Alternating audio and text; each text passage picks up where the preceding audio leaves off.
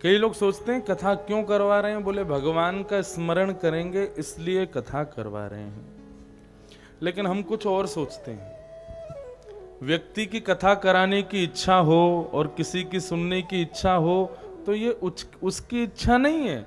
वो स्मरण ठाकुर जी का नहीं करेगा, निश्चित ठाकुर जी ने तुम्हारा स्मरण किया है, इसलिए तुम्हारे अंदर प्रेरणा उठ रही है कथा सुनने की। हम उनकी स्मृति करें, सब स्मरण करते हैं। जब कोई बहुत बड़ा पापी भी संकट में पड़ता है ना, तो वो भी मुख से तो कहता है हे भगवान, स्मृति तो वो भी करता है। हमारी स्मृति में इतनी शक्ति कहां कि वो कथा को हमारे नगर में प्रकट कर दे।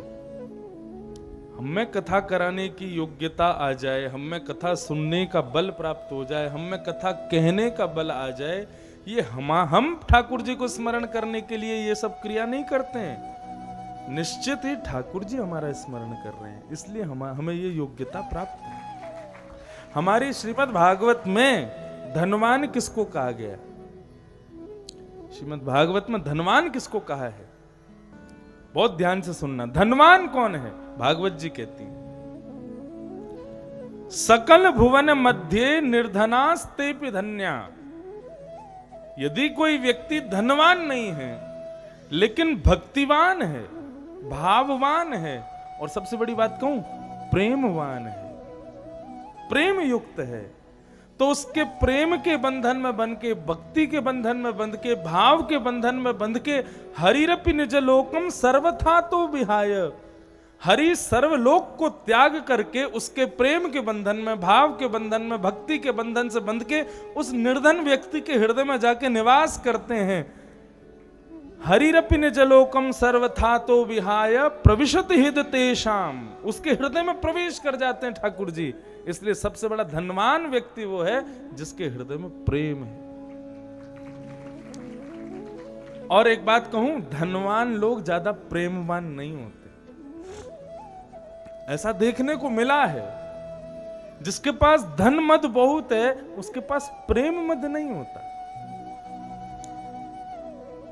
और जो प्रेम मद से आप्लावित है, जो प्रेम मद में ओतप्रोत है, वो धन की परवाह नहीं करता, वो धन का दिखावा नहीं करता।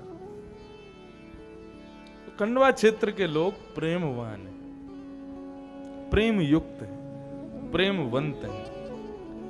और मुझे बहुत अच्छा लगा कि इस वर्ष मेरा बहुत सुंदर स्थान से प्रारंभ हुआ। वैसे तो अंग्रेजी नववर्ष है, हमारी तो नया साल हिंदुओं का तो अभी चैत्र में आएगा, लेकिन फिर भी कैलेंडर में तो इसी का इस्तेमाल करते हैं, तो इसको मानना पड़ेगा। तो खूब आनंद से आप सब खंडवा क्षेत्र के लोगों से खूब सुख मिल रहा है। शाम को हम वहाँ पे आए थे सांझा रसोई में। मैं सतनाम जी से कह रहा, मुझे 2-4 लोग ऐसे दिख गए जो कथा में नहीं आते, यहाँ भोजन पाने आ गए। लेकिन चलो उस मात्र से ही सही अपना कल्याण तो कर ही रहे हैं। ठाकुर जी श्री चैतन्य महाप्रभु कहते हैं महाप्रसादे गोविंदे, प्रसाद में और गोविंद में कोई भेद नहीं है। ठाकुर जी के भोग में और ठाकुर जी में किंचित भी भेद नहीं है। कथा में कान से ज्ञान लेकर के आप लोग अपने मन को प्रसन्न कर रहे हो, मन को तृप्त कर रहे हो, मन को भोजन करा रहे हो। शाम को सांझा रसोई में रोटी सब्जी पा करके अपने पेट को तृप्त कर रहे हो। तृप्ति तो हो रही है ना, लेकिन वो तृप्ति रात को होगी, दूसरे दिन फिर अतृप्त हो जाओगे। लेकिन यहां की तृप्ति जीवन भर तृप्त रखेगी आपको। यहां की तृप्ति सदैव। देखो भक्तमाल जी में कहते हैं श्रवण रसिक कहीं सुने ना परीक्षित से, पान हूं करत लागी कोटि गुण प्यास है। ये स्थिति है भागवत की। पान भी करते जा रहे हैं, प्यास भी बुझ रही है, लेकिन फिर भी प्यास लगती जा रही है बार बार। ऐसी स्थिति होती है भागवत की। पान हूं करत लागी कोटि गुण प्यास है। कुंती जी की स्तुति श्रीमद् भागवत की सबसे पहली स्तुति है। तो मैं यही खोज रहा था कि इनकी स्तुति में कुछ तो ऐसी विशेषता होगी जो ये सबसे पहले गाई गई भागवत में। एक सूत्र समझ में आया। कुंती अपनी स्तुति में एक बहुत सुंदर बात कहती है। क्या कहती है? भगवान की स्तुति गाते हुए कुंती भगवान से कह रही हैं, हे प्रभु, हे ऋषिकेश, आप अपनी माता देवकी से उतना प्रेम नहीं करते जितनी भुआ कुंती से प्रेम करते। द्वारिकाधीश कहने लगे, आप हमारी मैया से ज्यादा प्रिय हो हमको, ठीक है प्रिय तो हो, लेकिन आपको ये बात कैसे अनुभव में आई? आपको ऐसा क्यों लगता है कि हम अपनी मां से ज्यादा आपसे प्रेम करते हैं? कुंती कहती है, देखो, आपके जन्म से पहले 7 बालकों को जन्म दिया था देवकी ने। बलराम जी तो अपने आप ही रोहिणी के गर्भ में चले गए, लेकिन 6 बालकों की हत्या की किसने? कंस ने। लेकिन आपने अपने सगे 6 बड़े भाइयों की रक्षा नहीं की कंस से, और मेरे 5 पांडव पुत्रों की रक्षा आप ऐसे करते हो जैसे शरीर के साथ छाया रहती है। आप पग पग पे उनकी रक्षा के लिए सदैव तत्पर खड़े रहते हैं। कैसी कैसी रक्षा की है ठाकुर जी ने। श्रीमद् भागवत के आगे प्रसंगों में अर्जुन भी स्मरण करते हैं। जब भगवान अपनी लीला पूरी करके चले जाते हैं तब अर्जुन भी स्मृति में लाते हैं कि ठाकुर जी ने कितनी रक्षा की हमारी। बंधुओं, ठाकुर जी पांडवों की रक्षा इतनी क्यों करते हैं? बहुत ध्यान से सुनिएगा सब लोग। आप लोग वैसे बहुत ध्यान से सावधानी से बैठते हैं, लेकिन कभी कभी बीच बीच में कलयुग अपना प्रभाव दिखाता है तो इधर उधर नजर जाती है। ऐसा नहीं, बिल्कुल ध्यान से सुनो। मैं एक प्रसंग अपनी कथा में जरूर बताता हूं, क्योंकि बहुत जानने योग्य, समझने योग्य और जीवन में उतारने योग्य प्रसंग है। भगवान पांडवों के इतने रक्षक क्यों बने? पांडवों से ऐसा क्या प्राप्त होता है ठाकुर जी को, जिसके लिए ठाकुर जी द्वारिका छोड़ करके वहां पे हस्तिनापुर में रहे और अर्जुन का रथ चलाया? ना जाने क्या क्या किया ठाकुर जी ने। इन पांडवों ने ऐसा क्या किया? देखो, कहने को 5 पांडव हैं, लेकिन वास्तविकता में देखो तो ये पांचों एक गुण है मानव के भीतर का। युधिष्ठिर,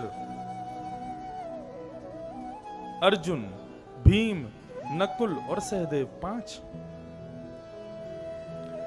ये पांचों ही मानव के 5 गुण हैं, 5 गुण। कौन कौन से? युधिष्ठिर है धर्म, भीम है बल, अर्जुन है बुद्धि नहीं मन, नकुल है बुद्धि और सहदेव है स्वरूप। ये 5 गुण हैं मानव के, 5 पांडव। हम सबके भीतर 5 पांडव हैं। धर्म, बल, मन, बुद्धि और स्वरूप। इन 5 गुणों का 5 पांडवों का ब्याह किसके साथ हुआ? द्रौपदी। और द्रौपदी का गुण क्या है? द्रौपदी का गुण है दया। अपने बालकों के हत्यारे को भी जो मुक्त कर दे वो द्रौपदी है। तो 5 पांडव 5 गुण के रूप में हमारे भीतर हैं, और इन 5 गुणों को यदि सद्मार्ग दिखाना है, महाभारत जिताना है। देखो, सबकी महाभारत चल रही है। मेरे जीवन में मेरी महाभारत चल रही है, आपके जीवन में आपकी अलग महाभारत चल रही है, पंडित जी के जीवन में इनकी अपनी महाभारत चल रही है, हमारे संगीत वाले भैयाओं के भी जीवन में कोई ना कोई महाभारत चली रही होगी। ये कुतूहल, हमारे हृदय में इतना उतार चढ़ाव, बुद्धि का सदैव टेंशन में रहना, ये सब महाभारत ही तो है। हम सब महाभारत में लगे हुए हैं। लेकिन महाभारत में जीतेगा पांडव पक्ष, कौरव नहीं जीतेंगे। भले ही बलवान, भले ही कौरव हों। कौरव कौन है? जिनकी वजह से हमको चिंता हो जाती है, जिनकी वजह से हम चिंतित हो जाते हैं, जिनकी वजह से हम कुंठित हो जाते हैं। ये सारी समस्याएं ही कौरव हैं। पांडव हमारे पास हैं, लेकिन उन 5 पांडवों का ब्याह करना पड़ेगा द्रौपदी के साथ, यानी कि दया को जीवन में लाना पड़ेगा। यदि दया जीवन में आएगी तो धर्म, बल, मन, बुद्धि और स्वरूप, ये 5 पांडव महाभारत युद्ध को जीतने में सहायक बन जाएंगे। धर्म के साथ में दया होनी चाहिए, नहीं तो कई लोग धर्म के नाम पे अधर्म करते हैं। पूर्वांचल आदि वहां नॉर्थ ईस्ट की साइड चले जाओ तो महाराज वहां पे देखो धर्म का नाम लेते हैं और बलि चढ़ाते हैं जानवरों की। दया नहीं है तभी तो ऐसा हो रहा है। या जिस किसी भी धर्म में इस प्रकार से हिंसा की जाती है, वहां हिंसा क्यों हो रही है? जब धर्म है तो हिंसा क्यों? क्योंकि धर्म के साथ दया नहीं है, यानी कि युधिष्ठिर के साथ में द्रौपदी नहीं है। दूसरा नाम किसका है? बल। बल राजा राम में भी है, बल रावण में भी है, लेकिन राम जी के बल में दया है, इसलिए निर्बल के बलराम है। सुनेरी मैंने निर्बल के बलराम, निर्बल के बलराम। क्यों? क्योंकि बल तो है लेकिन बल के साथ में दया है। और रावण में भी बल है, लेकिन रावण का बल देखो आप, निर्दयी है। राम जी से ज्यादा ही बलवान था, लेकिन फिर भी बल में दया नहीं थी, इसलिए रावण के बल ने ही रावण का भक्षण कर लिया। तो बल के साथ भी दया चाहिए, यानी कि भीम के साथ में द्रौपदी। तीसरा मन, यानी कि अर्जुन।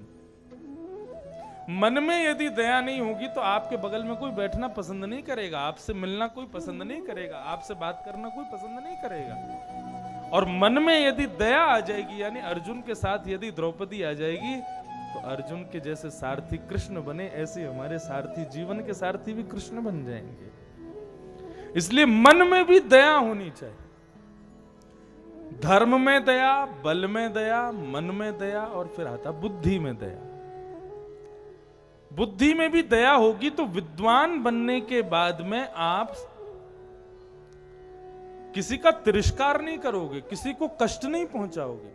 कई बार क्या होता है, कई लोग बहुत विद्वान हो जाते हैं लेकिन उनके अंदर दया नहीं होती, तो महाराज बेचारे अनपढ़ गंवार को तो वो आदमी नहीं समझते, उसको जानवर की तरह ट्रीट करते हैं। यदि आपके पास में सद्ज्ञान होगा तो ज्ञान के साथ में दया को जब मिश्रित करोगे तो ज्ञान मिश्रित दया से जीवन उद्धार होगा। आज से लगभग 500 वर्ष पूर्व ओरछा का नाम सुना है? राम राजा सरकार का बहुत सुंदर मंदिर है, छोटी अयोध्या ओरछा में एक बहुत बड़े विद्वान हुए, उनका नाम हुआ श्री हरिराम व्यास। श्री हरिराम व्यास जी बहुत विद्वान थे, लेकिन वही बात थी, उनकी विद्या तो उनके पास थी, उनके पास में बुद्धि तो बहुत थी, लेकिन दया नहीं थी। ऐसा ही था रावण के पास भी विद्या तो बहुत थी, लेकिन विद्या के साथ दया नहीं थी। तो श्री हरिराम व्यास जी क्या करते थे कि वो नगर में जाते थे, जैसे कि मानो खंडवा आए तो खंडवा में पूछते थे, भाई यहाँ पे कोई ब्राह्मण रहते हैं? बोले हाँ रहते हैं। विद्वान ब्राह्मण कहाँ हैं? बोले वो विद्वान ब्राह्मण हैं। तो उनको पत्र लिखते थे, यदि तुम विद्वान हो तो आकर के मुझसे शास्त्रार्थ करो, मुझसे जीत के दिखाओ। ब्राह्मण आते थे और विद्वान तो बहुत थे, वो अपनी विद्या से उसको परास्त कर देते, रुला देते। ब्राह्मण का हृदय टूट जाता, बेचारा रोने लग जाता, तब जाकर के शांत होते। ऐसी उनकी स्थिति थी। तो एक बार श्री हरिराम व्यास जी सब जगह सब ब्राह्मणों को हराते हराते पहुंच गए कहां? बनारस, वाराणसी, जहां के ब्राह्मण पूरे विश्व में प्रसिद्ध हैं। ब्राह्मण जब पता चला ब्राह्मणों को हरिराम व्यास जी आए हैं, उन्होंने चुनौती की है, बनारस के ब्राह्मण आके मुझसे शास्त्रार्थ करो, तो सभी ब्राह्मण समझ गए कि भैया इनसे हारना हमारा सुनिश्चित है, और यदि काशी के विद्वान इनसे हार गए तो पूरे नगर में ये बात फैल जाएगी, भैया हरिराम व्यास जी ही श्रेष्ठ हैं, काशी के विद्वान भी उनके आगे कुछ नहीं है, काशी का नाम मिट्टी में मिल जाएगा। काशी के ठाकुर जी, काशी के राजा, काशी विश्वनाथ भगवान के पास सब ब्राह्मण गए और सबने जाके उनसे प्रार्थना की कि महाराज ये हरिराम व्यास जी को आप कैसे भी करके शांत करो। प्रार्थना की तो महाराज काशी विश्वनाथ भगवान ही एक दीनहीन से ब्राह्मण बन गए, और दीनहीन से ब्राह्मण बन करके पहुंचे हरिराम व्यास जी जहां रुके थे। सेवकों ने पूछा भैया कौन? बोले हम काशी के ब्राह्मण हैं, वो हरिराम व्यास जी का पत्र आया था तो मिलने आए हैं। अच्छा विद्वान हो, शास्त्रार्थ के लिए आए हो? शंकर जी कुछ नहीं बोले, बस खड़े रहे। बोले अब हम शास्त्री नहीं जानते, अर्थ क्या करेंगे, हम तो कुछ पूछने आए हैं हरिराम व्यास जी से। सबने कहा बोले महाराज एक ब्राह्मण आया, उसने कोशिश की है आपके सामने खड़े होने की, नहीं तो काशी के विद्वान तो आ ही नहीं रहे। हरिराम व्यास जी उठ के बैठ गए, बोले बुलाओ शास्त्रार्थ करेंगे। आकर के सामने जैसे ही बैठे भगवान शिव, उन्होंने आकर के प्रणाम किया। हरिराम व्यास जी बोले कि आइए किस विषय पर शास्त्रार्थ होगा? बोले विषय पर शास्त्रार्थ तो मैं क्या ही करूं, मेरे तो एक प्रश्न है, मैं वो पूछने आया हूं। बोले क्या प्रश्न है आपका? बोले मेरा प्रश्न है कि विवेक किसको कहते हैं?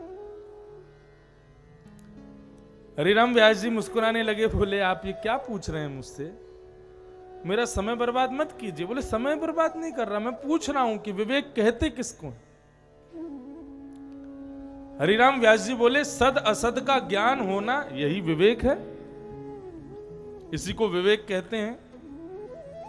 शंकर जी बोले अरे आपने तो बिल्कुल मेरे आंख खोल दी, आपने तो ऐसा उत्तर दिया कि महाराज मैं तो आनंदित हो गया। हरिराम व्यास जी बोले मजाक मत करो, क्या तुम्हारी बात है, तुम क्या कहना चाहते हो, साफ साफ स्पष्ट कहो। बोले मैं ये पूछना चाहता हूं कि जब आप जानते हो कि विवेक क्या है, सत असत का ज्ञान होना ही विवेक है, तो इस प्रकार विद्वान बनके ब्राह्मणों को हराना, उनको रुलाना, उनके हृदय को ठेस पहुंचाना, क्या ये विवेक है? क्या इसीलिए आप विद्वान बने थे कि आप पूरे भारतवर्ष के केवल ब्राह्मणों को हराते रहो पूरे दिन? क्या इसी के लिए आपका जन्म हुआ था? क्या इसी के लिए विद्या प्राप्त करने गुरुकुल पढ़ने गए थे कि ब्राह्मणों को हराना है? आपने अपनी विद्या से किसका उपकार किया ये बताइए। आप सबका अपकार करते रहते हैं, क्या यही विवेक है आपका? ऐसी सुनाई महाराज भगवान शिव ने।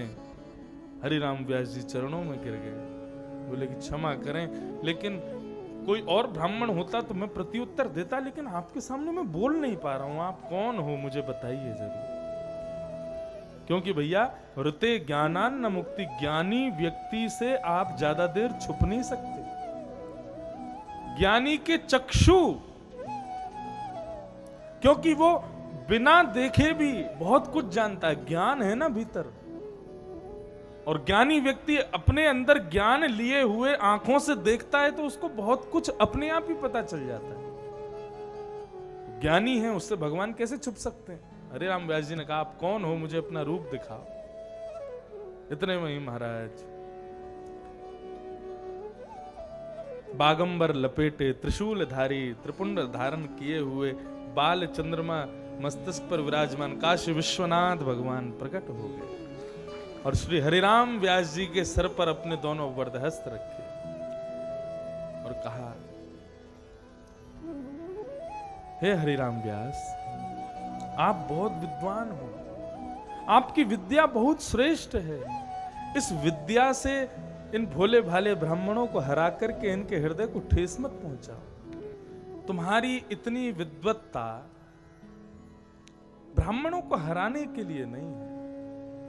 इस विद्वत्ता से जाओ वृंदावन में, ब्रजमंडल में श्री श्यामा श्याम की सुंदर लीलाओं का दर्शन करो और उनकी सुंदर लीला को अपनी विद्वत्ता के प्रभाव से सरल भाषी बनाकर के जन जन तक पहुंचाने का काम करो। भगवान शिव के आशीर्वाद से उसी क्षण, उसी समय श्री हरिराम व्यास जी वृंदावन आ गए और वृंदावन आकर के ठाकुर जी के सुंदर सेवा में लगे रहे। तो विद्या के साथ में दया का होना बहुत जरूरी है, नहीं तो विद्या के द्वारा आप विवाद करोगे, संवाद नहीं करोगे। विद्या में दया होगी तो संवाद होता है, और विद्या में यदि दया नहीं होगी तो विवाद होता है, तर्क होता है। तो बुद्धि के साथ में भी दया होनी चाहिए, मतलब नकुल के साथ में द्रौपदी, और सहदेव यानी कि स्वरूप, सुंदर स्वरूप के साथ भी दया होनी चाहिए, नहीं तो रूप का अभिमान हो जाएगा, अहंकार हो जाएगा, अपने आगे किसी को इंसान ही नहीं समझोगे, इसलिए रूप का अभिमान नहीं। 5 पांडव हैं, युधिष्ठिर, अर्जुन, भीम, नकुल, सहदेव, धर्म, मन, बल, बुद्धि और स्वरूप। इन 5 के साथ में दया यानी कि द्रौपदी होनी चाहिए। यदि अपने अंदर ये 5 गुण हैं, इनके साथ में दया है, तो निश्चित रूप से आपके जीवन रूपी रथ के सारथी योगेश्वर कृष्ण बन ही जाएंगे और महाभारत का युद्ध आपको पार करवा देंगे, पता भी नहीं चलेगा कब कब में युद्ध पार हो जाए। तो इसलिए ये 5 पांडवों के साथ में भगवान कृष्ण इसलिए रहे क्योंकि ये 5 पांडव गुण के समान हैं और 5 पांडवों में दया विद्यमान है। दुशासन आदि ये सब भी योद्धा तो हैं, दुर्योधन आदि योद्धा तो हैं, लेकिन दया नहीं। दया यानी कि प्रेम, ये बहुत आवश्यक है।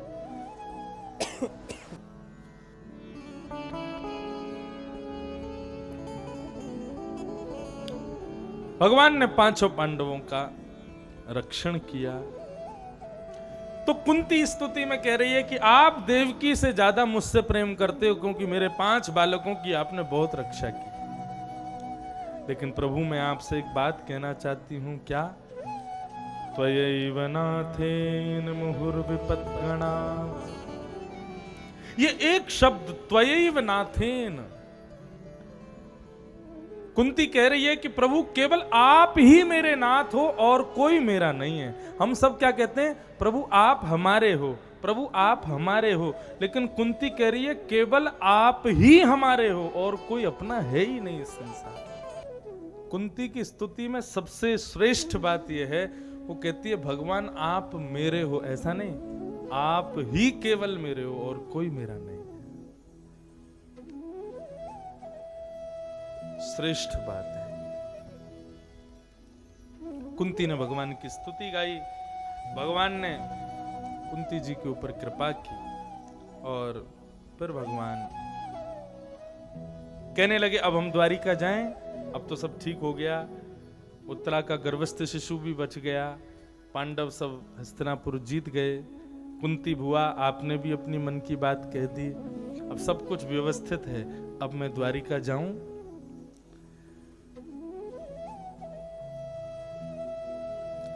सब सोचने लगे कि हम ठाकुर जी हमसे दूर जा रहे हैं, हम इतने दुखी हो रहे हैं, तो द्वारिका के लोग इनके विरह में कैसे जी रहे होंगे, अब रोकना अच्छा नहीं है, ठाकुर जी जाओ। भगवान रथ पर आरूढ़ होके जैसे ही निकलने लगे तो महाराज युधिष्ठिर जी फपक फपक के रोने लगे। ठाकुर जी बोले अब तुमको क्या हो गया? तो युधिष्ठिर जी महाराज कहने लगे बालद्विजस्महन मित्र पितृ भ्रातृ गुरुद्रुह नमेश्यान निर्यान मोक्षयो यापि वर्षायुतायुतैः। मेरी वजह से छोटे छोटे बालक अनाथ हो गए, मेरी वजह से कितनी माताएं विधवा हो गईं, मैंने अपनों को मार दिया, मैंने अपने भाई बंधु भ्रातृन मातृन सबको मार दिया, मुझे अब नरक जाने से कोई नहीं रोक सकता। युधिष्ठिर जी रुदन करने लगे। भगवान मन में विचार करने लगे, मैं जिसका हाथ पकड़ करके चल रहा हूं, जब वह भी रो रहा है तो फिर मैं क्या करूं? जब मेरी ही गोद में बैठ करके तुझको मुझ पे ही विश्वास नहीं है, तू फिर भी रो रहा है, तो फिर अब मैं क्या कर सकता हूं? हम रोते कब हैं? किसी चीज का भय हमको यदि रुलाता है तो वो रुलाता कब है? हमको विश्वास नहीं है। हवाई जहाज में कोई पहली बार बैठता है तो उसके महाराज हाथ पांव कांप जाते हैं।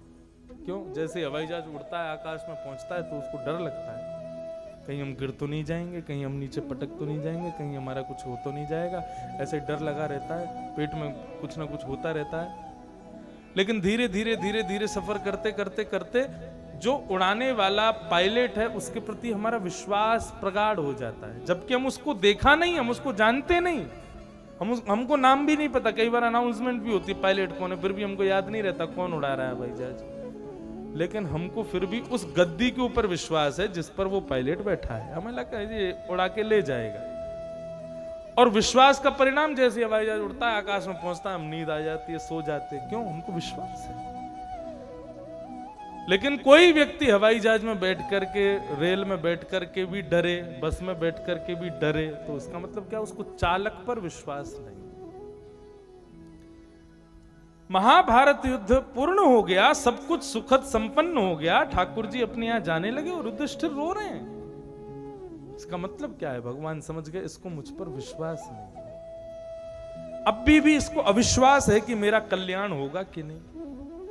ठीक है, तो फिर अब इनका अविश्वास में मैं नहीं दूर करूंगा, मेरा भक्त दूर करेगा। भीष्म पितामह बाणों की सैया पर लेटे मेरी प्रतीक्षा कर रहे पितामह भीष्म। बंधुओं, मृत्यु हो तो भगवान भीष्म पितामह जैसी, जीवन कैसा भी जिया हो हमने, लेकिन हमारी मृत्यु सफल होनी चाहिए और भीष्म पितामह जैसी होनी चाहिए। भले ही कौरवों के पक्ष में रहे, कैसे भी रहे, लेकिन अंत ऐसा हो। कैसा अंत?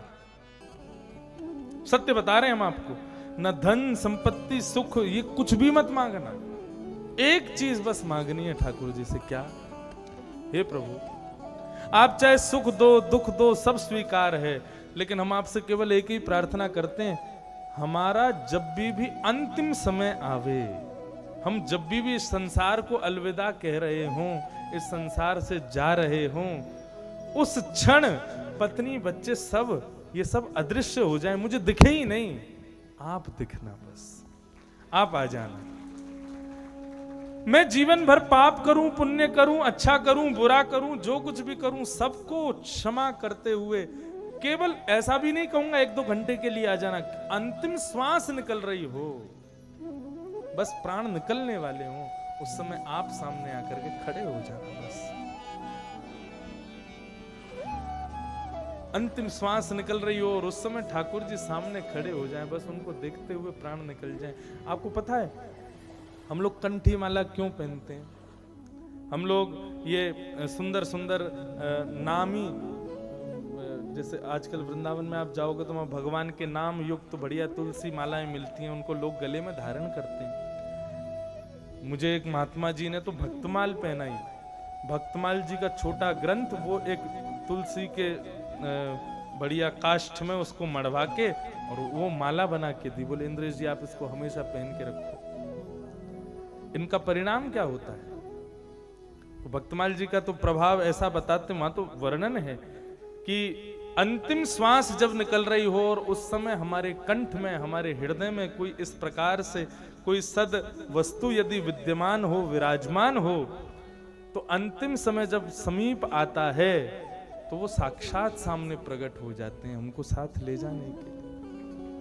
भक्तमाल जी का ग्रंथ तुलसी जी के काष्ठ में मड़वा के जो लोग पहनते हैं, ऐसा कहते हैं उनको हृदय पर धारण करने से भक्तमाल में जितने भक्त हैं वो सब प्रकट हो जाते हैं उस व्यक्ति को साथ ले जाने के लिए।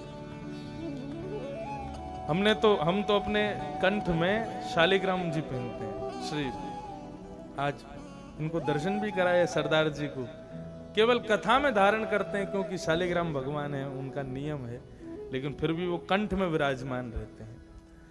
क्यों? क्या पता अंतिम श्वास कब आ जाए, अंतिम क्षण कब आ जाए। उस अंतिम क्षण में कोई तुलसी का एक अंग भी यदि हमारे शरीर से छुआ होगा तो तुलसी का स्पर्श होते ही भोजन सिद्ध हो जाता है, ठाकुर जी उसका भोग लगा लेते हैं। यदि हमारे अंग से एक तुलसी का दाना भी छुप रहा होगा और उस समय हमारे प्राण निकल जाएंगे, ठाकुर जी स्वीकार कर लेंगे। इसलिए तुलसी पहनने का विधान है हमारे यहाँ पे, क्योंकि अंतिम समय का पता नहीं कब निकल जाए प्राण।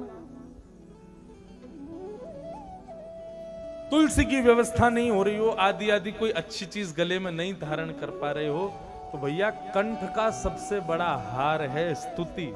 इन स्तुतियों को याद करके कंठ में धारण कर लो, कंठस्थ, कंठ में स्थित कर लो। स्तुति यदि कंठस्थ होगी तो अंतिम क्षण जब समीप आता है, अंतिम श्वास जब समीप आती है, मानव को पता चल जाता है कि अब मेरा अंतिम समय है।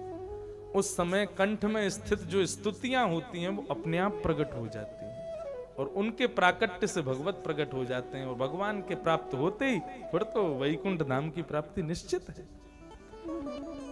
इसलिए कल भी मैंने शायद निवेदन किया था, भागवत की इतनी कथाएं यहाँ हुई हैं, एक आध दो चार श्लोक तो आप याद कर लो, वो याद होने चाहिए, स्पष्ट तरीके से याद होने चाहिए। देखो वेद मंत्र आदि, पुष्पांजलि आदि, ये याद होना बहुत अच्छी बात है, लेकिन भागवत के श्लोक, इनका प्रभाव अलग है।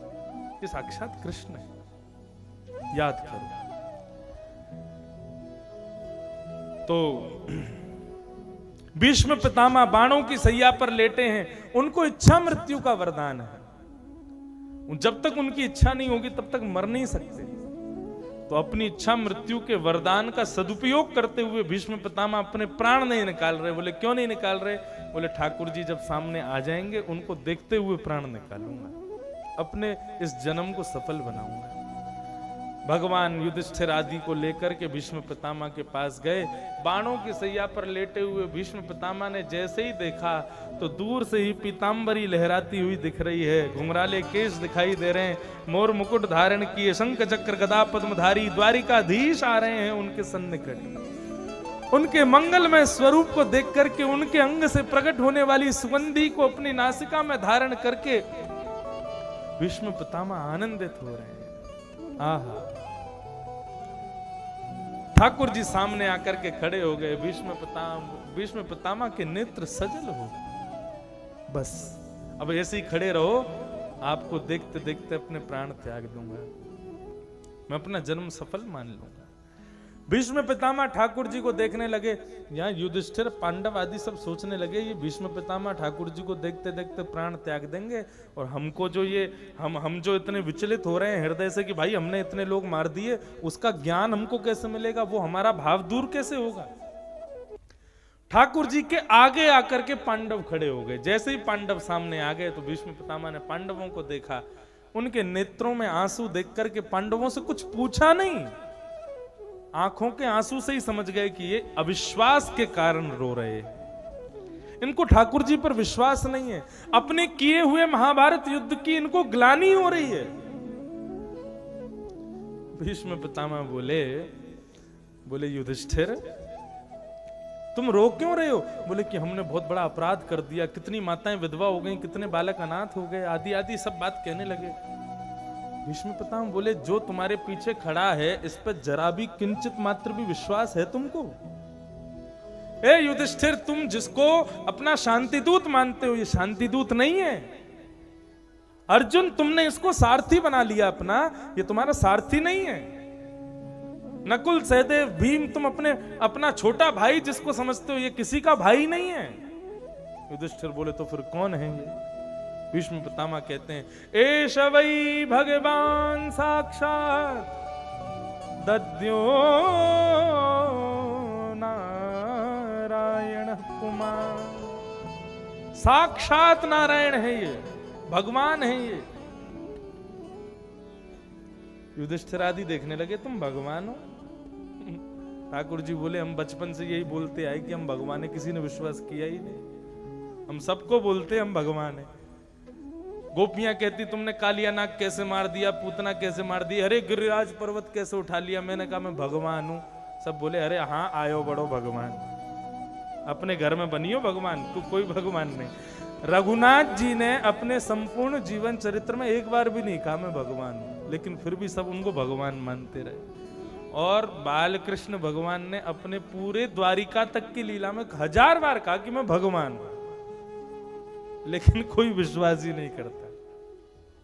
भीष्म पितामह कहते हैं ये भगवान है और इनके संग रहते हुए तुम रो रहे हो, ये गलत कर रहे हो। युधिष्ठिर बोले हम आपकी बात मान लेंगे, लेकिन हमारे इस मन के भार को आप हल्का करो, कहीं हमने अपराध तो नहीं किया।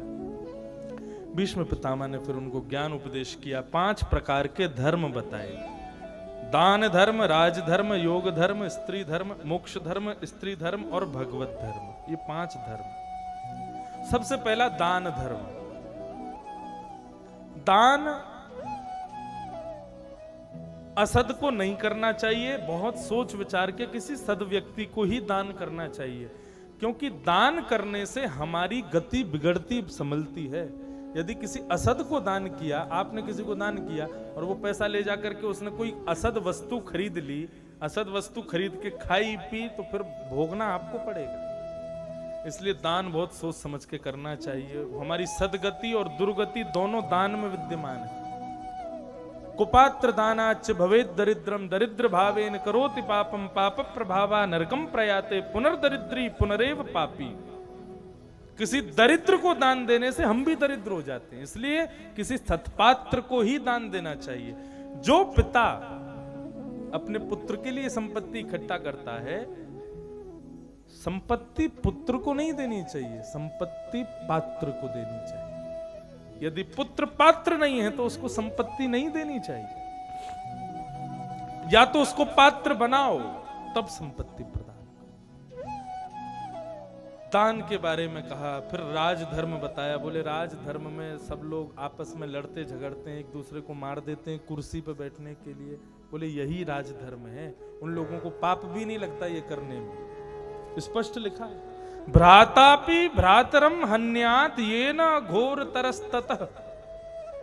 बोले तुम औरों की बात करते हो, यदि भाई भाई भी एक दूसरे के सामने विपक्षी दल में खड़े हों और वे भी यदि एक दूसरे को नीचा करने के लिए कोई षड्यंत्र रचावे, तो उसमें उनको पाप नहीं लगता, क्योंकि यही राजधर्म है। मोक्ष धर्म, मोक्ष धर्म क्या है? बोले भैया मोक्ष धर्म तो एक ही है। क्या? अंते नारायण स्मृति। आप जीवन भर कितना भी कुछ भी कर लीजिए, यदि अंत में भगवत स्मरण नहीं किया तो मोक्ष की प्राप्ति नहीं हो पाई। अंत में भगवत स्मरण अति अनिवार्य है। मोक्ष धर्म बताया। स्त्री धर्म पूछा, स्त्रियों का धर्म क्या है? एक ही धर्म एक ही व्रत नेमा, काया वचन मन पति पद प्रेमा। यही स्त्रियों का धर्म। और भगवत धर्म पूछा, तो भगवत धर्म का तात्पर्य क्या है? भागवत धर्म क्या है? कायेन वाचा मनसेन्द्रियैर्वा बुद्ध्यात्मनाभानुषितः भावात् करोमि यत् यत् सकलम परस्मै नारायणायेति समर्पयेतत् पयामि। आप जो कुछ भी करते हैं अपनी बुद्धि से, इंद्रियों से, हाथ से, पैर से, मन से, वचन से, जो कुछ भी अच्छा करते हैं वो सब कुछ उसका फल ठाकुर जी को अर्पित कर देना, यही भागवत धर्म है। पंच धर्म बताकर के भीष्म पितामह ने भगवान की स्तुति गाई है। पांडवों से कहा आप दूर हट जाओ, मुझे मेरा काम करने दो। भगवान सामने खड़े थे। भीष्म पितामह बोले अब तुमको देखते देखते प्राण त्यागूंगा मैं। भगवान बोले कितनी देर में? भीष्म पितामह बोले वो नहीं बता सकता, क्योंकि मुझे तो इच्छा मृत्यु है, मैं चाहूं तो 100 वर्ष और जीवित रह सकता हूं अभी, लेकिन आप मुझे प्रतिज्ञा दीजिए जब तक मेरे प्राण नहीं निकलेंगे आप मेरे सामने ऐसे ही खड़े रहोगे। ठाकुर जी थोड़े से उदास हो गए, अब ये पता नहीं कब प्राण त्यागेंगे, मैं ऐसे ही खड़ा रहूंगा, मुझे भी द्वारिका जाना है। भीष्म पितामह बोले ऐसे नहीं, प्रसन्न हासा रुणलो चलो लसत। आपके चेहरे पर मुझे प्रसन्नता चाहिए, आपके गाल गुलाब जामुन जैसे लाल लाल हो जाने चाहिए, ऐसा दर्शन करते हुए अपने प्राण त्यागूंगा। भगवान शंख चक्र गदा पद्मधारी श्री भीष्म पितामह के सामने प्रसन्न मुद्रा में खड़े हैं और भीष्म पितामह उनकी स्तुति गा रहे हैं। कितनी अद्भुत स्तुति। इतिमति रूपकल्पिता वितृष्णा भगवत सात्वत पुंगवे विभूम्ने। बहुत ध्यान से सुनना। भीष्म पितामह का ये भाव इतना सुंदर है, भगवान से क्या कह रहे हैं, सब लोग ध्यान से सुनना।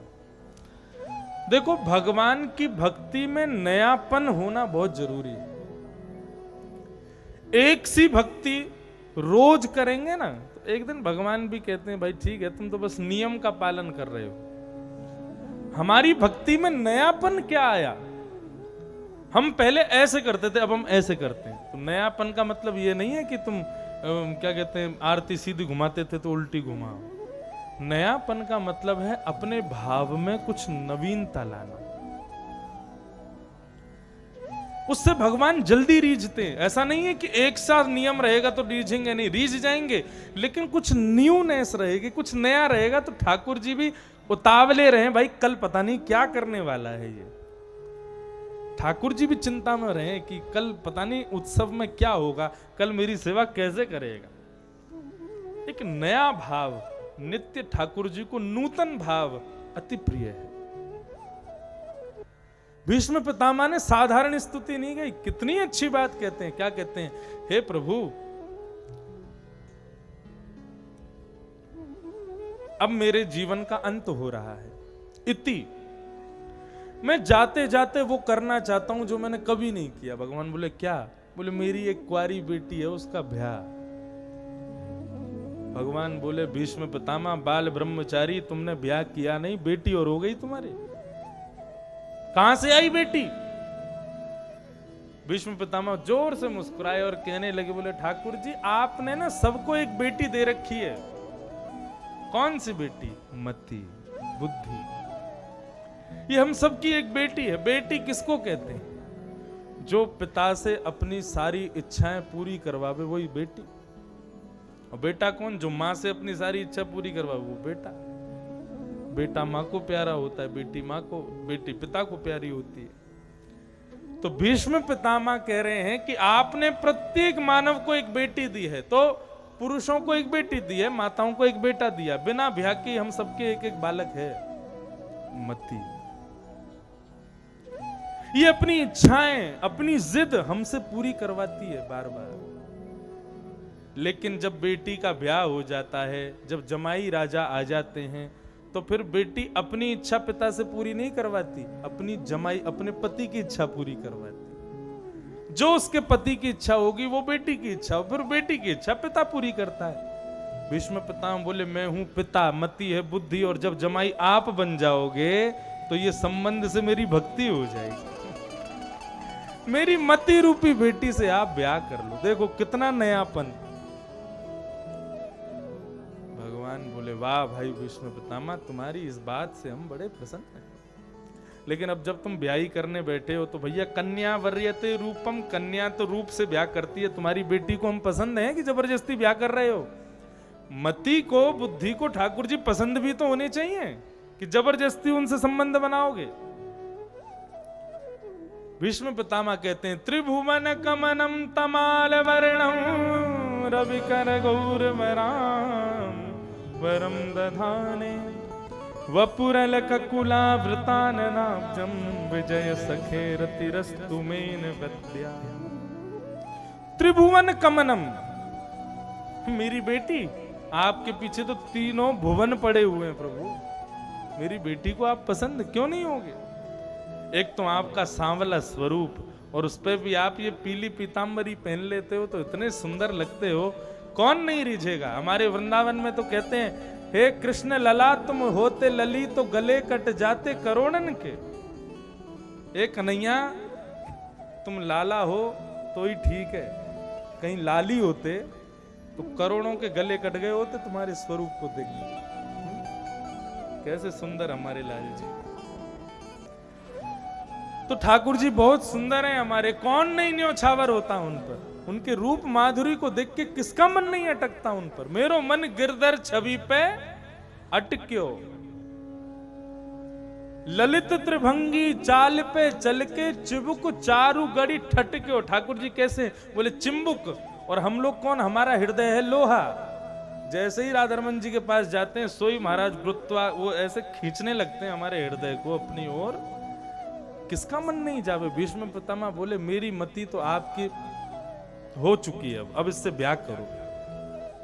इस प्रकार भीष्म पितामह ने खूब सुंदर, मैं पूरी स्तुति का वर्णन कर चुका हूं कई बार कथाओं में, सौंदर्य का वर्णन किया। बोले जमाई में सुंदरता होनी चाहिए।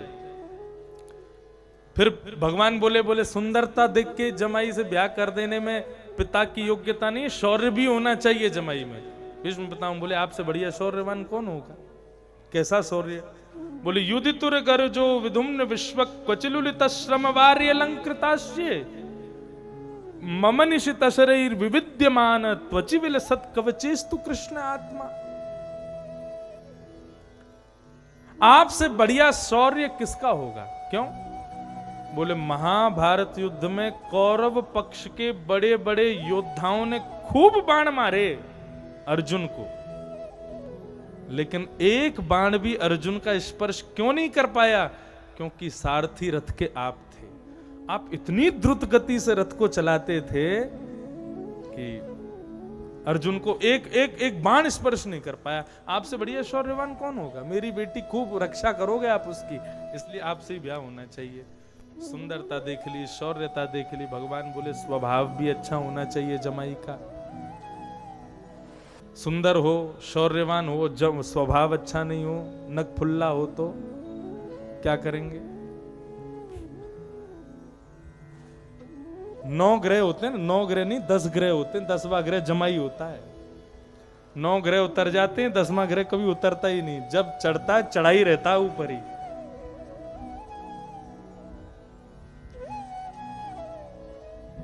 एक ग्रह हमारे संग भी है, नक फुल्ला।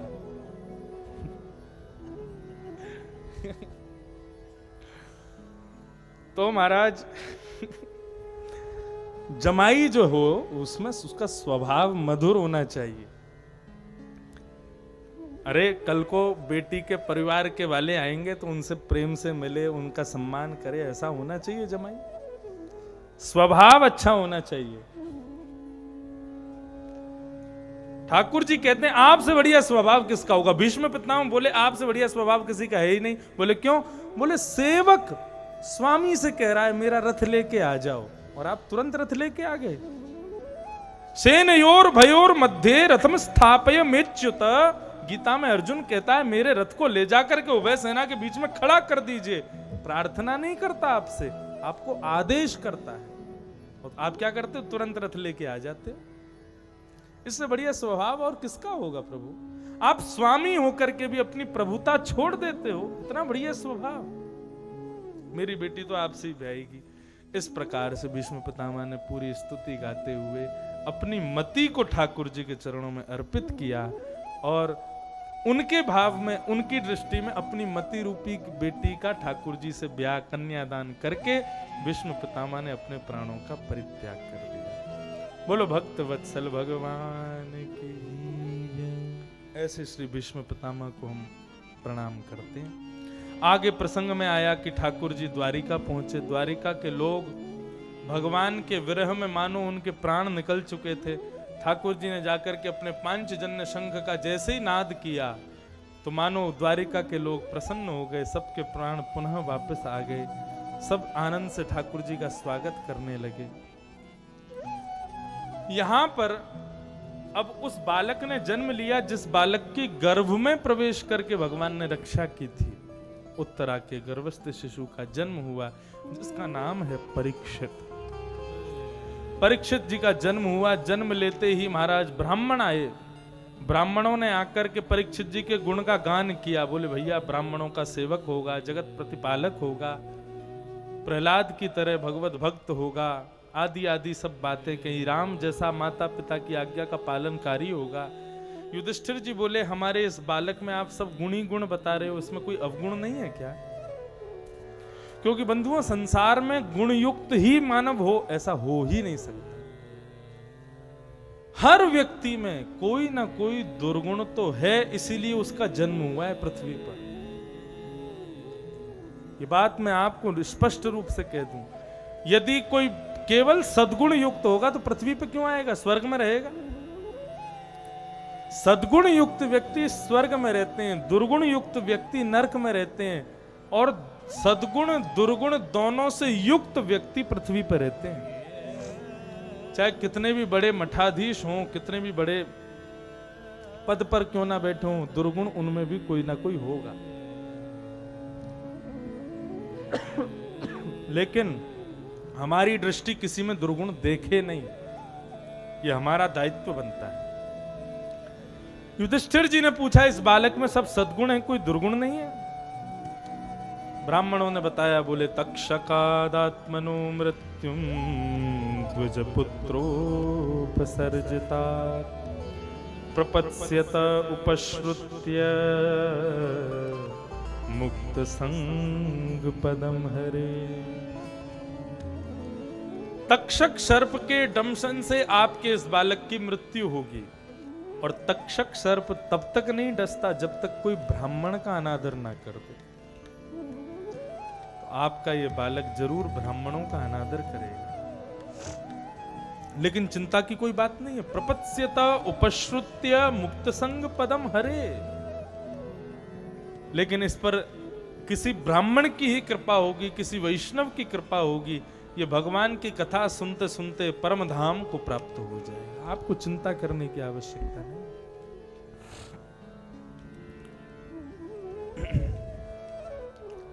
इस प्रकार परीक्षित का जन्म हुआ। द्वारिकाधीश पधारे परीक्षित को आशीर्वाद देने, और द्वारिकाधीश को पुनः द्वारिका छोड़ने के लिए अर्जुन गए। महीनों तक लौट करके नहीं आए। युधिष्ठिर जी को चिंता हो गई, क्या हो गया, अर्जुन आया क्यों नहीं। तभी वो देखते हैं कि द्वार पर एक दीनहीन सा व्यक्ति आकर के गिर पड़ा। दौड़ करके गए, जाकर के देखा तो अर्जुन ही था। अर्जुन, तुम द्वारिका गए थे, द्वारिकाधीश को छोड़ने के लिए गए थे। द्वारिका में सब कुशल मंगल है ना, सब आनंद है ना, ये तुम्हारी दशा कैसे हो गई, तुम्हारा मुकुट कहां है, तुम्हारा कवच कहां है, तुम दीनहीन से क्यों लग रहे हो। तब श्री अर्जुन ने उत्तर दिया, हे प्रभु, द्वारिकाधीश हमारी पग पग पर रक्षा करने वाले श्री कृष्ण अपनी लीला पूरी करके चले गए, अपनी लीला का संवरण करके चले गए। बंधुओं, आजकल फेसबुक यूट्यूब पर एक बहुत गलत एक मैसेज चल रहा है। दिल का अजीब सा फोटो के साथ लोग क्या भेजते हैं कि ये भगवान कृष्ण का हृदय है। जब भगवान कृष्ण ने अपनी लीला पूरी की और अपने पंच तत्वों को त्याग दिया, उनका पंच तत्व विलीन हो गया, आदि आदि, ठाकुर जी के प्रति इन शब्दों का प्रयोग कभी नहीं करना चाहिए। भगवान का शरीर कोई पांच भौतिक शरीर नहीं है। भगवान हम लोगों के लिए अवतार धारण करते हैं। वो मातृ गर्भ में 9 महीने रहते हैं, वो हम सब के लिए जन्म भी धारण करते हैं, लेकिन उसके बाद भी वो अजन्मा है, उनका जन्म नहीं होता। और जिसका जन्म नहीं होता उसकी मृत्यु कैसे हो सकती है। आप भगवान के प्रति ये भाव कैसे कह सकते हो कि उनकी मृत्यु हुई। इस बात का खंडन होना चाहिए। ठाकुर जी के प्रति ये शब्दों का प्रयोग कभी ना करें कि उनकी मृत्यु हुई, उनका पंच भौतिक देह अग्नि में मिल गया, आदि आदि, ऐसा भाव। भगवान कहते हैं जो ऐसा मानते हैं कि मैं शरीर हूं, पंच तत्वों से बना हूं, पंचभूतों से बना हूं, मैं जन्म लेता हूं और एक दिन मर जाऊंगा, जो मेरे प्रति ऐसी भावना रखते हैं वो तो दूषित हैं ही, उनको देखने वाला भी दूषित हो जाता है, उसको भी कपड़े सहित नदी में कूद के स्नान करना चाहिए। भगवान के प्रति ऐसी भावना कभी मत रखिए। ठाकुर जी अवतार धारण करते हैं और लीला पूरी करके स्वधाम चले जाते हैं। उनका जन्म मरण का चक्कर तो फिर अजन्मा है, वो कैसे जन्म ले सकते हैं। अर्जुन कहने लगे, द्वारिकाधीश अपनी लीला संवरण करके चले गए। जिन द्वारिकाधीश की वजह से आज हम राज्य गद्दी पर बैठे हैं, महाभारत का युद्ध जीते हैं, हम पांडवों के नाम से जाने जाते हैं, जब वो द्वारिकाधीश ही नहीं है तो फिर हम रह करके क्या करें। पांचों पांडव छोटे से परीक्षित को राज्य गद्दी पर बिठा करके, उसके सिर पर मुकुट रख करके, ब्राह्मणों को प्रार्थना करके कि आप इस बालक से अब राज्यपात संभलवाइएगा धीरे धीरे, और पांचों पांडव द्रौपदी के साथ अपना गृह त्याग करके स्वर्गारोहण को चले गए। पांचों पांडव स्वर्ग को प्रस्थान कर गए। बोलो भक्त वत्सल भगवान की। ये पांचों पांडव भी पूजनीय हैं, ठाकुर जी ने इनकी कितनी रक्षा की। इस प्रकार अब हस्तिनापुर के राजा कौन? परीक्षित। धीरे धीरे धीरे परीक्षित बड़े हुए, ब्याह हुआ, उनके बालक आदि हुए। परीक्षित के राज्य में सब खुशहाली थी, कोई दुखी नहीं था, सब आनंद से रह रहे थे। एक दिन श्री परीक्षित जी महाराज भ्रमण करते करते निकले, कोई दुखी तो नहीं है। तभी उन्होंने देखा कि एक बैल अपने एक पैर से खड़ा है, उसके 3 पैर एक व्यक्ति ने काट दिए, चौथे पैर को काटने का प्रयास कर रहा है। परीक्षित जी ने कहा, मेरे राज्य में हिंसा हो रही है। तुरंत तलवार निकाल के उस व्यक्ति को मारने गए तो शरण में आ गया, चरण पकड़ लिए, बोले क्षमा कर दो, शरण में आए को मारना नहीं चाहिए। तब परीक्षित जी ने पूछा, ये सब क्या हो रहा है, तुम कौन हो, ये वृषभ कौन है, क्या हो रहा है? तो वृषभ ने बताया, मैं धर्म हूं। बैल ने बताया, मैं धर्म हूं, मेरे 4 पैर हैं, सत्य, दान, दया और पवित्रता। सतयुग में ये चारों चरण विद्यमान होते हैं, लेकिन सतयुग के अंत में मेरा एक चरण कट जाता है, दया। द्वापर में मेरे 3 चरण होते हैं, लेकिन द्वापर के अंत में मेरा त्रेता के अंत में मेरा एक चरण और कट जाता है, दान। द्वापर में मेरे 2 चरण होते हैं, सत्य और पवित्रता, लेकिन द्वापर के अंत में मेरा एक और चरण कट जाता है, उसका नाम क्या है? पवित्रता। कलयुग में धर्म केवल एक चरण पर खड़ा है, सत्य, और कलयुग उसको भी काट रहा है। जैसे ही सत्य पूर्ण रूपेण इस पृथ्वी से नष्ट हो जाएगा, उसी दिन प्रलय आ जाएगा। पृथ्वी को सबसे ज्यादा भार किसका लगता है? जो झूठ बोलता है व्यक्ति। असत संभाषण करने वाले का भार पृथ्वी सहन नहीं कर पाती। कलयुग में यदि धर्म बचेगा तो वो सत्य के नाम पर ही बचेगा, लेकिन अंतिम समय में ही सही, किसी की अर्थी उठाते समय ही सही, हम लोग बोलते तो हैं राम नाम सत्य है। क्यों? उस समय हमको पता चलता, बाकी सब मिथ्या था। इसके पास में बहुत बड़ी बड़ी गाड़ियां थी, करोड़पति था, इसकी कितनी सुंदर पत्नी, कितने अच्छे बालक, कितना बढ़िया मकान, दुकान, व्यापार, सब कुछ अच्छा था, लेकिन अंत में क्या हुआ? कोई भी चीज काम नहीं आई। शरीरम स्वरूपम तथा वा कलत्वम रथश्चारु रुचिरम धनम मेरु तुल्यम मनश्रेन लगनम कृष्ण पादार विंदम ततः किम ततः किम ततः किम ततः किम। बढ़िया शरीर है, बढ़िया स्वरूप है, बढ़िया घर है, बढ़िया गाड़ी है, बढ़िया पत्नी है, लेकिन मन ठाकुर जी में नहीं लगा तो वो शरीर बेकार है, वो घर बेकार है, वो पत्नी बेकार है, वो सब कुछ तुम्हारा बेकार है, यदि मन ठाकुर जी में नहीं लगा।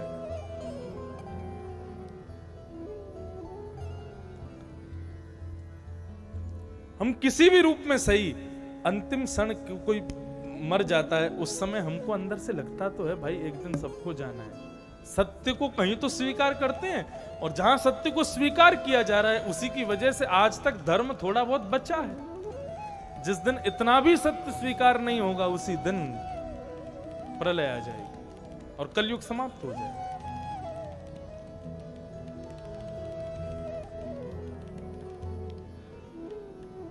कलयुग। परीक्षित कहते हैं मेरा राज्य छोड़ के चले जाओ। कलयुग बोला मैं कहां जाऊं? आप मुझे कुछ स्थान दे दो, मैं उन्हीं स्थानों में रहूंगा। बहुत ध्यान से सुनिएगा बंधुओं, आप आश्चर्य करेंगे, कलयुग केवल और केवल 5 जगह पर रहता है, बस 5। 6वां स्थान नहीं है कलयुग के पास, लेकिन फिर भी कलयुग ने क्या स्थिति कर रखी है हम लोगों। वो तो भला मानो परीक्षित जी महाराज का, उन्होंने केवल 5 ही जगह दी। यदि और कहीं भी निवास मिल गया होता तो कलयुग ने सर्वनाश कर दिया होता। व्यक्ति यदि अपना कल्याण चाहता है तो भूल करके भी इन 5 स्थानों पर मत जाइएगा। अभी तक गए हो तो कोई बात नहीं, आज सुनने के बाद तो बिल्कुल मत जाइएगा। कलयुग बता रहे हैं, कलयुग को 5 स्थान दिए परीक्षित जी ने। द्यूतम पानम स्त्रियः सूना यत्रा धर्मा चतुर्विध। पहले 4 स्थान दिए। पहला स्थान जुआ, द्यूतम। दूसरा स्थान पानम। तीसरा स्थान परिस्त्री संग। चौथा स्थान हिंसा। इस प्रकार से 4 स्थान दिए। कलयुग बोला मेरा परिवार थोड़ा सा बड़ा है, एक स्थान और दे दो। तो पुनश्च याचमानाय जात रूप, उसके पुनः याचना करने पर जात रूप मदात प्रभो, उसको 5वां स्थान दिया अनीति का धन। ये 5 स्थानों पर कलयुग रहता है केवल। यदि कोई व्यक्ति इन 5 स्थानों पर नहीं जाता, इन 5 चीजों से संक्रमित नहीं हुआ है, हम लिख कर के दावे से कह सकते हैं वो कलयुग में है ही नहीं, वो सतयुग में जी रहा है। क्योंकि कलयुग केवल इन 5 स्थानों पर है। द्यूतम, जुए में कलयुग रहता है। अच्छा, जुआ केवल ताश की गड्डी से खेलने वाले लोगों के बीच में ही जुआ होता है ऐसा नहीं। आजकल क्रिकेट में भी जुआ खेलते हैं, बड़े बड़े खेलों में भी जुआ होता है। और जुआ बताऊं, लगी 500 की शर्त, ये भी जुआ है। ये जो रुपए की शर्त लगाते हैं हम, ये भी जुआ है। देखो, खेल कोई भी खेलो, खेल खेलने में तो खेल है। चाहे क्रिकेट खेलो, चाहे कुछ भी खेलो, कुछ भी करो, उसमें धन का प्रयोग मत करो। जीतने वाले को ये करना पड़ेगा या हारने वाले को इतना पैसा देना पड़ेगा, ऐसा ऐसा, ये इस प्रकार जुआ मत खेलो। अगर आपकी इतनी ही इच्छा है, कई लोग कहते हैं महाराज जी इसके बिना मजा ही नहीं आता खेलने में, डेडिकेशन ही नहीं बनता। दिखता है कि 500 की नोट मिलेगी तभी छक्का मारते हैं हम। तो इतनी ज्यादा यदि उसके प्रति आसक्ति है तो फिर उसकी जगह कुछ और रखो। बोले आज जो हारेगा वो रसगुल्ला खिलाएगा जीतने वाले, इस प्रकार से रखो। शर्त में ये धन का प्रयोग मत करो।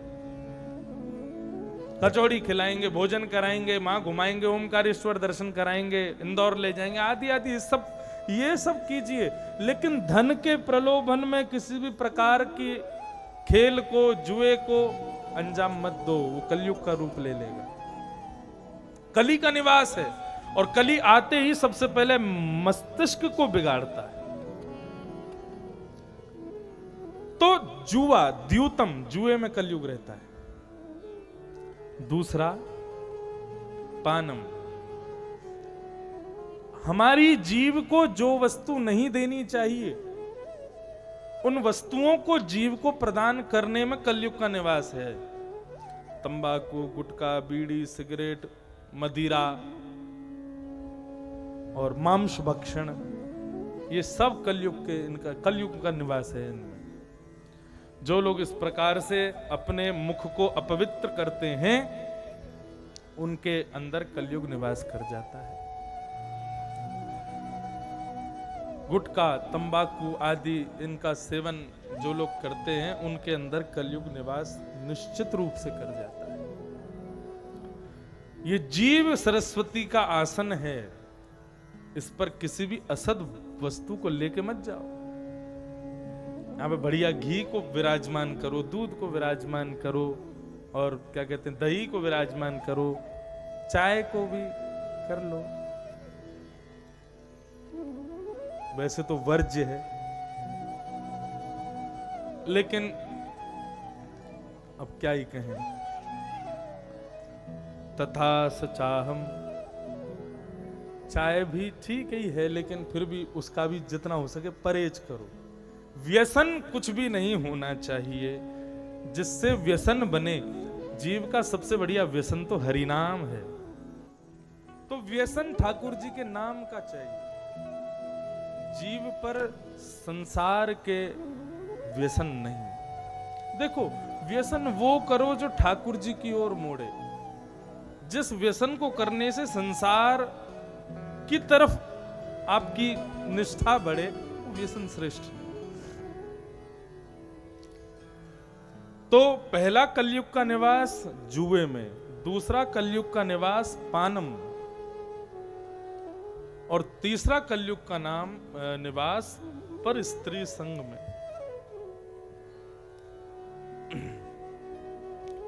पर स्त्री पर पुरुष के प्रति सदैव ऐसी भावना हो, भाई की भावना हो, बहन की भावना हो, मां की भावना हो, लेकिन इससे अन्यत्र कोई भावना यदि उत्पन्न हो तो कलयुग प्रविष्ट हो रहा है।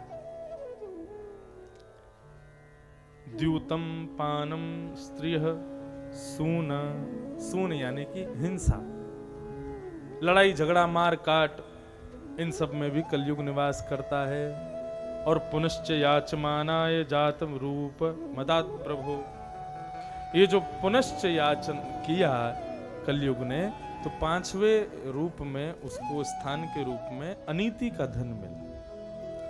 अनीति के धन में कलयुग निवास करता है। बंधुओं, मेहनत की रूखी रोटी अच्छी है, अनीति का पानी भी पियोगे तो आपको नहीं लगेगा। हमारे पूज्य गुरुदेव कहते हैं, किसी के घर भी यदि लोग बुलाते हैं अपने अपने घर, महाराज जी 2 मिनट घर आ जाओ, किसी के घर जाओ, वहां का केवल पानी भी यदि पिया है तो 2 क्षण सत्संग करा के आना, तो तुम्हारे सत्संग के मेहनत में पानी पच जाएगा, नहीं तो उसको भी पचा नहीं पाओ। श्रम करो, अपने श्रम का धन लो। लेकिन आजकल कोविड में और आलसी हो गए लोग, बिल्कुल मेहनत नहीं करना चाहते, हिलकर पानी नहीं पीना चाहते। इतने ज्यादा हो गए हैं कि अब तो स्थिति ऐसी आ गई है कि बीच में तो कथाएं बुकिंग हो रही थी हमारी। बोले कैसी कथा? बोले जूम पे कथा सुना दें महाराज जी।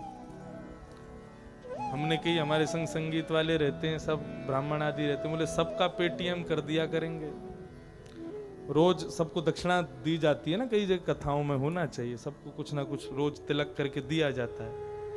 तो हमने कि सबको देना पड़ेगा, फिर क्या करोगे? बोले रोज सबको हम लोग जो है यहीं जूम पे ही तिलक करके और सबको पेटीएम में 500-500 रुपए भेज दिया करेंगे और फिर अंत में दक्षिणा दे देंगे। आप जूम पे सुना दो कथा, सुननी तो नहीं तो फिर तुम एक काम करो, कोई और कथा करा लेगा, तुम यूट्यूब पे सुन लेना, वहीं हमको तिलक विलक कर दिया करना। अब ये क्या जूम पे कथा सुना दो, आनंद आता है कोई? अब यहां बैठ के आप कथा सुन रहे हो, ये भी कथा लाइव चल रही है, आस्था चैनल पे हो चाहे अपने भक्तिपथ यूट्यूब चैनल पे हो, ठीक है, वो केवल एक मन की सांत्वना दे सकता है, लेकिन वो सुख तो नहीं मिलेगा जो यहां बैठ के मिल रहा है। ये तो वही बात हो गई, डायबिटीज का मरीज वो गुलाब जामुन देख के ही खुश हो रहा है, बस खाने का सुख कहां मिलेगा उसको।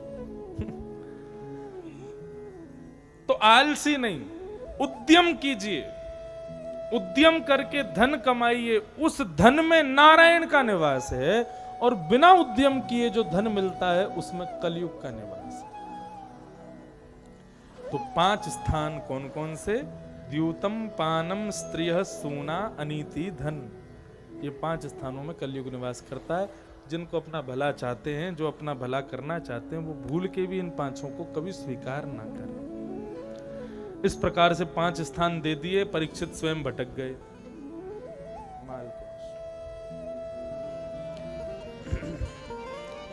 परीक्षित जी महाराज लौट करके अपने राजभवन में आए। भवन में आकर के उन्होंने आज तिजोरी खोली, तय खाना खोला, देखूं तो सही हमारे पूर्वजों ने कितना धन इकट्ठा किया। देखने की भावना से गए तो वहां पर एक मुकुट रखा था। ये मुकुट जरासंध का था। भीम ने जरासंध को मारा, तब वो मुकुट लेकर के आए थे। ये मुकुट जरासंध ने अनीति से मारे हुए राजाओं की मणियों को इकट्ठा करके बनाया था। परीक्षित ने केवल देखने के लिए कि मेरे मस्तिष्क पर कैसा लगेगा, उस मुकुट को उठा के जैसे ही धारण किया, कलयुग प्रविष्ट हो गया। अनीति का धन बिना मेहनत का। और कैसे प्रविष्ट हुआ? अपने आप को शीशे में देखते देखते मन में विचार उठने लगा कि क्यों ना इस रूप में आज शिकार करने जाऊं, एक हिरण को मार के लाऊं। जिसके यहां पर हिंसा करना पाप था, आज वो परीक्षित स्वयं हिंसा करने जा रहा है। हमारे पूर्वजों ने जो काम नहीं किए, हमारे परिवार में जो कभी नहीं हुआ, यदि वो अनीति हमसे हो जाए तो समझना कलयुग आ गया है, हमारे परिवार में प्रविष्ट हो गया।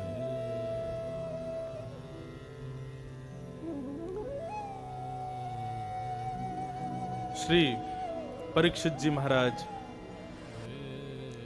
वन को निकले, शिकार करने के लिए। एक भी हिरण को मार नहीं पाए। लेकिन गए। घूमते घूमते घूमते प्यास लगी तो एक आश्रम में पहुंचे। शमीक मुनि का आश्रम था। शमीक मुनि ध्यानस्थ बैठे थे। ध्यानस्थ बैठे हुए उन ऋषि को देख करके परीक्षित ने कहा, अरे मुनिवर प्रणाम करता हूं, आपके द्वार पर राजा आया है, चक्रवर्ती सम्राट परीक्षित आया है, प्यास लगी है, पानी पिलाइए। लेकिन त्रातक समाधि में बैठे थे वो। त्रातक समाधि का मतलब कोई आकर के तुमको पकड़ भी ले, तुमको नोच भी ले, तुमको गिरा भी दे, ऊपर से वर्षा भी कर दे, तो भी तुम्हारी समाधि खुलेगी नहीं। ऐसी समाधि में शमीक ऋषि बैठे थे। लेकिन परीक्षित ने जल मांगने की इच्छा से जब कहा और उन्होंने उसका प्रत्युत्तर नहीं दिया, तो इस भाव को परीक्षित ने अपना अपमान समझा।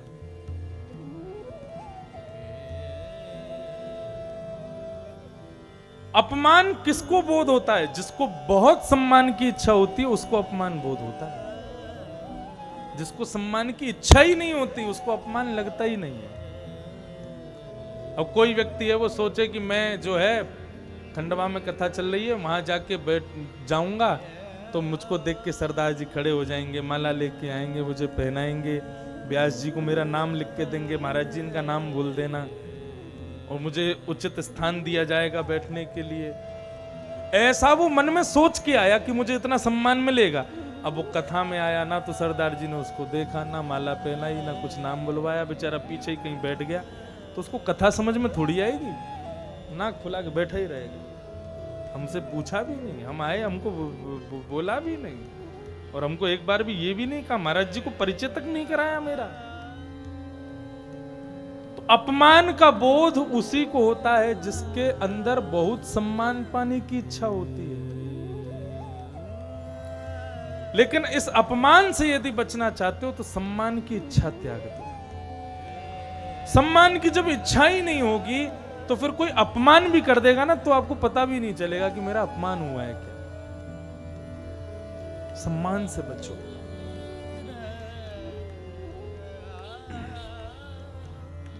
अब तो महाराज परीक्षित जी महाराज गए, जाके उनसे जल मांगा, उन्होंने जब नहीं दिया, शमीक ऋषि ने कोई प्रत्युत्तर नहीं दिया, परीक्षित का ताम्र वर्ण हो गया। बोले, चक्रवर्ती सम्राट तुमसे जल मांग रहा है और तुम ये ढोंगियों की तरह बैठ करके और जो समाधि लगा रहे हो।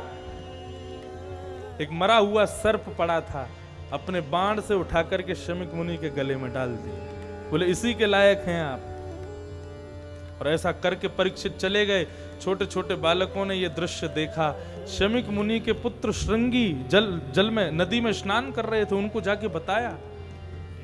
शमीक ऋषि के पुत्र श्रृंगी ने जैसे सुना मेरे पिता का अपमान किया चक्रवर्ती सम्राट ने, हाथ में जल ले लिया और जल लेकर के श्राप दे दिया। मैं श्राप देता हूं, आज के 7वें दिन तक्षक सर्प डस देगा और राजा परीक्षित की मृत्यु हो जाएगी। मेरे पिता का अपमान किया। श्रृंगी लौट करके आया, पिता के चरणों में प्रणाम किया। इतने में ही शमीक ऋषि की समाधि टूट गई। उन्होंने देखा मेरा बेटा बैठा है। बेटा तुम रो क्यों रहे हो? इतने क्रोध में आतुर होके रो क्यों रहे हो? बोले, पिताजी आज चक्रवर्ती सम्राट महाराज परीक्षित आए थे, आपसे जल मांग रहे थे, आप समाधि में थे, आपने प्रत्युत्तर नहीं दिया, तो इसके फलस्वरूप उन्होंने मरा हुआ सर्प आपके गले में डाल दिया। शमीक ऋषि ने सर्प को उठा के दूर फेंक दिया। कोई बात नहीं, राजा थे, चक्रवर्ती सम्राट है, गुस्सा आ गया होगा, कर दिया। बोले, नहीं पिताजी, ऐसे कैसे कुछ भी कर देंगे? मैंने उनको श्राप दे दिया है, आज के 7वें दिन तक्षक सर्प डस देगा और राजा परीक्षित की मृत्यु हो जाएगी। शमीक ऋषि इस बात को सुन के प्रसन्न नहीं हुए। बोले, बेटा तूने गलत किया। वैद्य के पास में यदि कोई रोगी जावे तो वैद्य का फर्ज बनता है रोगी के रोग को दूर करे, ना कि रोगी को ही दूर कर दे। तुमने गलत किया। हम गुरुजन हैं, हमारे पास कोई आता है व्यक्ति, तो व्यक्ति के अज्ञान को दूर किया जाता है, ना कि व्यक्ति को ही मार दिया जाता है। ये गलत किया। ऐसा भागवत में तो वर्णन नहीं है, लेकिन एक संत बोल रहे थे अपनी कथा में, इस बात को सुनकर के शमीक ऋषि ने भी श्रृंगी को श्राप दे दिया। बोले क्या? बोले जो ब्राह्मण त्रिकाल संध्या नहीं करेगा, जो ब्राह्मण गायत्री आदि का पाठ नहीं करेगा, जो ब्राह्मण वेद आदि अध्ययन नहीं करेगा, उसकी वाणी में श्राप देने की क्षमता नष्ट हो जाएगी। नहीं तो महाराज आजकल के ब्राह्मणों के बालक क्या करते? फिर हाथ में पंचपात्री लेके घूमते, 5000 दो, नहीं तो अभी श्राप दूं तुमको। इसलिए नियम बना दिया। अच्छा एक बात कहूं स्पष्ट, ब्राह्मण को श्राप देने की आवश्यकता नहीं है। जो ब्राह्मण त्रिकाल संध्या करता है, जो ब्राह्मण वेद आदि अध्ययन करता है, ऐसे ब्राह्मण के साथ में यदि अनुचित कर्म हुआ, उसका मन यदि अशांत हो गया, उसका मन यदि उदास हो गया, उसकी मन की उदासीता को ही श्राप समझ लेना आप। गौ ब्राह्मण विप्र इनकी उदासीता ही श्राप है। आज निश्चित ही आप इसको अन्यथा मत लीजिएगा। ये जो कोरोना महामारी है ना, ये हमारे भारत के ऊपर गौ हत्या का कलंक ही हमको इस बीमारी के रूप में मिल रहा है। ठाकुर जी नाराज हैं हमसे। हम इस संसार में रह करके अपनी मां गाय की रक्षा नहीं कर पा रहे। ये महामारी जाएगी ही उसी दिन जिस दिन गौ, हमारा भारत राष्ट्र गौ हत्या के कलंक से मुक्त हो जाए, उसी दिन ये बीमारी चली जाएगी। प्रकृति दंड देती है, सावधानी से सुनिएगा। आप यदि किसी के द्वारा किए गए किसी अनुचित कर्म पर कोई प्रतिक्रिया नहीं देते हो, तो आपकी प्रतिक्रिया प्रकृति देगी उसको। ये शास्त्राज्ञा है। जब धर्म के 10 लक्षणों के ऊपर चर्चा हुई, एक दिन करूंगा, धर्म के 10 लक्षण हैं, उनमें एक लक्षण, सबसे पहला लक्षण धृति, और दूसरा लक्षण क्षमा। क्षमा यानी मैं सबको माफ कर दो, किसी पर भी क्रोध मत करो। क्यों? तो वहां पर बताया गया, बोले क्योंकि तुम सबको क्षमा कर देते हो। तुम्हारे साथ किसी ने गलत किया, तुमने उस पर क्रोध नहीं किया, तो तुम्हारे क्रोध को प्रकृति उसको देती है। इसलिए किसी पे कुंपित मत हो, क्रोधित मत हो। यदि किसी ने तुम्हारे साथ गलत किया तो उसको प्रकृति के हवाले छोड़ दो, प्रकृति उसको देख लेगी। ये प्राकृतिक जो बीमारी हमारे यहाँ आई है, ये निश्चित ही गाय का वध हम करते हैं, गाय कुछ नहीं कहती, उस गाय की क्षमा ही हमको प्रकृति के दंड के रूप में मिली है। ऐसे ही बंधुओं, गौ ब्राह्मण विप्र आदि इन सबको यदि कोई ठेस पहुंचाता है और ये उसके प्रति उत्तर में शांत रहते हैं, तो फिर प्रकृति दंड देती है, प्रकृति ही श्राप देती है। शमीक ऋषि ने श्राप दे दिया। अब तो महाराज श्रृंगी शमीक ऋषि ने अपने गुरु, अपने शिष्य को बुलाया और कहा कि जाओ, जाकर के राजा परीक्षित को ये बात बता दो कि उनके जीवन के केवल 7 दिन बचे हैं, अपनी मुक्ति का उपाय खोज लें। राजा परीक्षित अपने राजभवन में आए, जैसे ही अपना मुकुट उतार करके रखा, मुकुट उतारते ही वो सोचने लगे, मैंने क्या कर दिया आज? एक संत के गले में क्रोध में आकर के मरा हुआ सर्प डाल दिया, ऐसा मैं कैसे कर सकता हूं? तब उनको याद आया, राम राम राम, ये अनीति का मुकुट इसकी वजह से हुआ। संत ने अभी तक मुझे श्राप क्यों नहीं दिया? मेरा साम्राज्य जल करके राख क्यों नहीं हो गया? मेरी भुजाएं कट क्यों नहीं गईं? मैं अभी तक जीवित कैसे बैठा हूं इतना बड़ा अपराध करने के बाद? आत्मग्लानि हुई परीक्षित को। तभी गौरमुख आए और आकर के कहा, महाराज परीक्षित, मैं शमीक ऋषि के आश्रम से आया हूं। आपके द्वारा किए गए आज अनुचित कर्म की वजह से आपको शमीक ऋषि के पुत्र श्रृंगी ने 7 दिन में मरने का श्राप दिया है। आपके जीवन के केवल 7 दिन बचे, अपनी मुक्ति का उपाय खोज लीजिए। ये बात सुनकर के परीक्षित उदास नहीं हुए, अपनी पत्नी के साथ नृत्य करने लगे, आनंदित हो। पत्नी कहने लगी, मरने का श्राप लगा, आप प्रसन्न हो रहे हो? बोले, मैं प्रसन्न इसलिए हो रहा हूं तुम नहीं कह सकती कि तुम कल जीवित रहोगी, ये नहीं कह सकते कि ये कल जीवित रहेंगे, लेकिन मैं कह सकता हूं अगले 7 दिन तक मुझे कोई नहीं मार सकता, अगले 7 दिन तक मेरी मृत्यु नहीं होगी। और इसी भाव के साथ परीक्षित ने अपने पुत्र जन्मेजय को राज्य गद्दी पर बिठाया और परीक्षित जी महाराज निकल पड़े अपनी मुक्ति की खोज में। गंगा के तट पर पहुंचे महाराज, दुनिया भर के संत पहुंच गए। हमारे चक्रवर्ती सम्राट को 7 दिन में मरने का श्राप मिला, चलो उनके पास बैठे। राजा परीक्षित ने सबसे प्रश्न किया, जल्दी मरने वाले की मुक्ति का उपाय मुझे बताइए। प्रश्न एक था, लेकिन पूछा गया 1000 लोगों से तो अलग अलग उत्तर मिला। कोई कहने लगा हिमालय पर चले जाओ, कोई कहने लगा गंगा जल में खड़े हो जाओ, कोई कहने लगा महामृत्युंजय का जाप करो, कोई कहने लगा देवी का अनुष्ठान करो। नैको मुनिर्यस्य वच प्रमाण, कोई भी प्रमाण से नहीं कह रहा था कि परीक्षित तुम ये करो तुमको मुक्ति मिलेगी।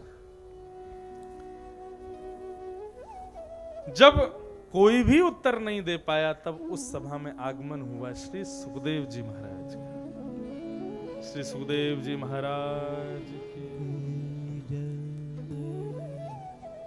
तत्रा भवद भगवान व्यासपुत्रो,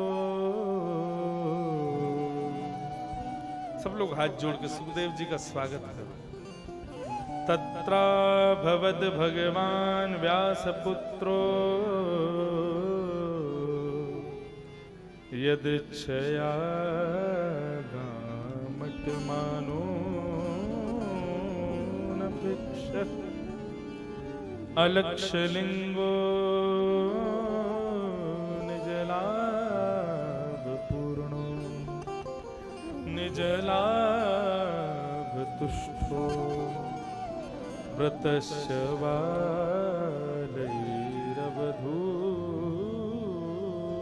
भेषज।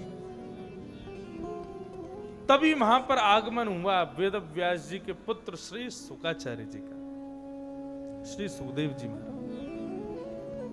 बंधुओं, इस सभा में 1000 वर्ष पुराने 1000 आयु के संत बैठे हैं, लेकिन जैसे ही 16 वर्षीय सुखदेव जी का आगमन हुआ, उनको देख करके 1000 वर्ष के संत भी खड़े होकर के उनको प्रणाम करते। धन वृद्धा बल वृद्धा आयुर्वृद्धास्तथैव च ते सर्वे ज्ञान वृद्धश्च। कोई धन में बड़ा होता है, कोई आयु